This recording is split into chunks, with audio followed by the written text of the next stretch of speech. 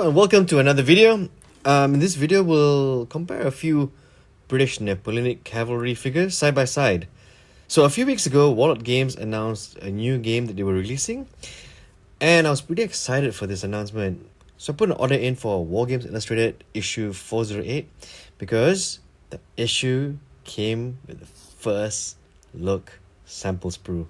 So when I finally got the magazines in my hand, I honestly rushed to paint the figures as fast as I could. I shot a video to showcase it. Well, it took about 2 days to get done, and the video for that is in the description. Well, I thought that was that until I kept getting asked about the size of the figures and how they compare. So in this video, we'll do a side-by-side comparison. I chose to feature 4 manufacturers and each representing a different scale. So the first miniature is from Baccus 6mm. Well, if the name doesn't give it away, this figure stands at about 6mm and the Cavalry stands at about 12mm. The second Cavalry base is from Minifigs. Well, this Minifigs range came out in the mid-90s. These figures are sold as 15mm, and this Cavalry stands at about 28 from base to tip.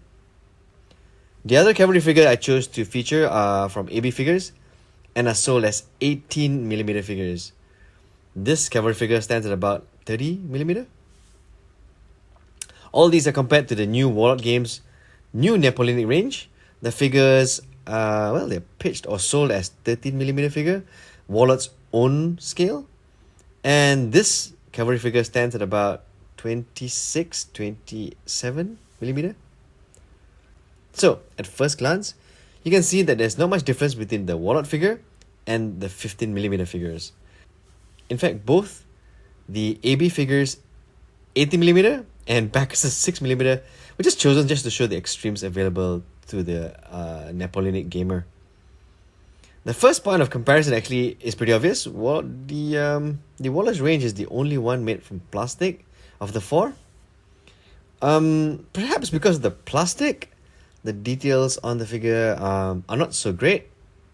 With the AB figures as a standard, you can see how much detail you can put onto a metal figure with an extra 5mm. Just that. But if you were to compare the plastic figure to the Minifigs figure, you can see the amount of details is about the same, each boasting a bit extra in some parts. The Warlord figure, for example, boasts details on the belt sash.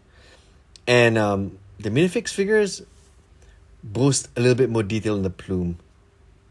Just comparing the figures side by side should give you an idea on what we're probably going to get when you're deciding to start this scale or, well, this army.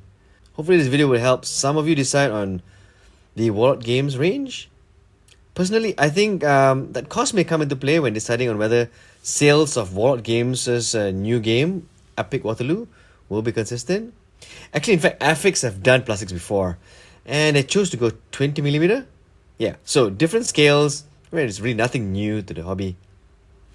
The plus is that the Warlord Games figure looks more or less the same size as the more common 15mm Napoleonic figure. This may actually help the game, to be honest, as you can probably mix in some 15mm into the figures you already have. Look, I won't touch on the rules, but just looking at the minis, I think the Warlord Games' Epic Waterloo, well, does hold its own. So, I hope this video is useful. Like and subscribe if you like videos like this. And, hey, don't forget to enjoy painting those figures.